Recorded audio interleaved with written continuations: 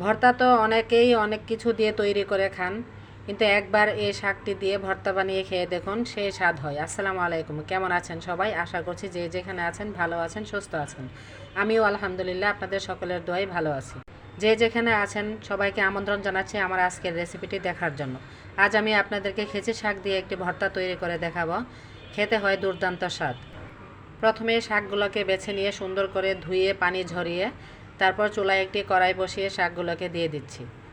সাথে দিয়ে দেবে মাত্র চার পাঁচটির মতো কাঁচামরিচ আর অল্প কিছুটা পরিমাণে পেঁয়াজ কুচি।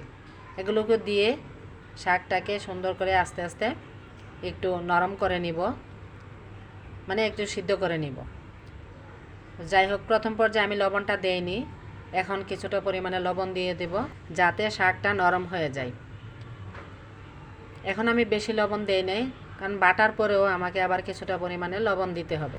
আমি তো সপ্তাহে 7 দিনের মধ্যে চেষ্টা করি বা চাই যে সপ্তাহে অন্তত 4-5 দিনই ভর্তার সাথে রাখতে। তো যাই হোক, আমরা মাছে ভাতে বাঙালি, যতই মাছ মাংস খাই বা শাকসবজি খাই, কিন্তু ভর্তা আমাদের খাবারের সাথে থাকতেই হবে। ভর্তা দিয়ে আপনি যে মজা করে ভাত খেতে পারবেন, অন্য কিছু দিয়ে সেরকম মজা করে খাওয়া যাবে না। আপনাদের সাথে ছোট্ট একটা টিপস শেয়ার করলাম যে কাঁচামরিচ যখন ভাজতে দিবেন তখন কাঁচামরিচের আগালিটাকে অবশ্যই ভেঙে দিবেন, তাহলে আর ফুটে গায়ে আসবে না। শুকনা মরিচ ও কাঁচামরিচটা ভাজা হয়ে গিয়েছে, নামিয়ে নিয়েছি। এ পর্যায়ে দিয়ে দিলাম আমি 1 মুঠ পেঁয়াজ কুচি, আর এই যে রসুনটা কুচি করা দেখতে পাচ্ছেন, এটাকে আমি ডিপ ফ্রিজে রেখেছিলাম। দাম যখন কম থাকে, প্রথম অবস্থায় রসুনের, নতুন রসুন উঠলে তখন বেশি করে কিনে নিয়ে এসে কুচি করে ডিপ ফ্রিজে রেখে দিলে যখন কোনো কিছু ভাজি করবেন বা ভর্তা বানাবেন তখন ফ্রিজ থেকে বের করে নিয়ে এসে প্রসেস করে নিলেই হয়ে যাবে। আবার চাইলে ব্লেন্ডও করা যায়। তো যাই হোক, আমার ভর্তা বানানোর জন্য যে পেঁয়াজ রসুন আর মরিচগুলোকে ভালো মতো বেটে নিচ্ছি। মরিচগুলো বাটা হয়ে গিয়েছে, এরপর যে শাকগুলোকে সুন্দর করে মিহি করে বেটে নিতে হবে। দুপুরবেলা খাবারের সাথে যদি এরকম একটি মজাদার ভর্তা থাকে তাহলে আর তো কোনো কথাই নেই, সেই স্বাদ হবে খেতে। আমি তো ভর্তা বানানোর সময় আমার একটা মেয়ে বলতেছিল, সেও আমার মতো এরকম ভর্তা প্রেমী, সেও বলতেছিল যে আম্মা কতক্ষণ লাগবে ভর্তা তৈরি করতে।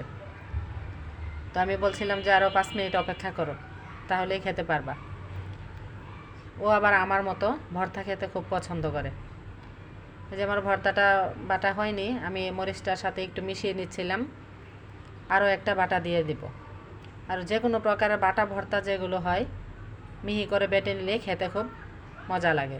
আর শুটকির ভর্তা তো পেঁয়াজটাকে একটু আধা বাটা রাখতে হয়। তো যাই হোক, আমার ভর্তাটাও বাটা হয়ে যাচ্ছে। আমার মতো কোন কোন বন্ধুরা আছেন যে ভর্তা প্রেমী, কমেন্টে জানাবেন। এই যে ভর্তাটার মধ্যে পরিমাণ মতো লবণ এবং একটু সরিষার তেল দিয়ে সুন্দর করে মিশিয়ে নিচ্ছিলাম। গরম ভাতের সাথে খেতে সেই স্বাদ হবে। আমার আজকের এই ভর্তার রেসিপিটি যদি আপনাদের কারো মন ছুঁয়ে যায় তাহলে সেই অংশটির জন্য হলেও আমার চ্যানেলটিকে সাবস্ক্রাইব করে আমাকে সাপোর্ট করে যাবেন। আর এখনও যারা লাইক দেন নাই, প্লিজ একটা লাইক দিয়ে দেন।